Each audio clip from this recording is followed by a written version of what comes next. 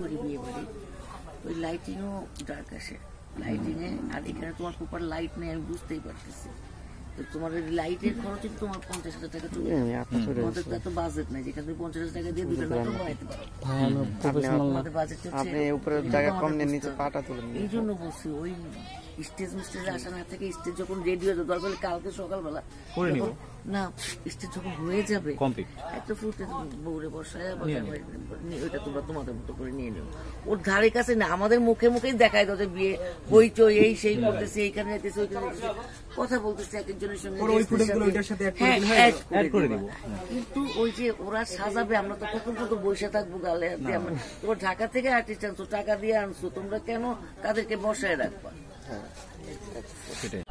থাকবে ফকিন্নির মতো। আশ্চর্য, আমার পেটের থেকে এই মেয়ে বুঝতে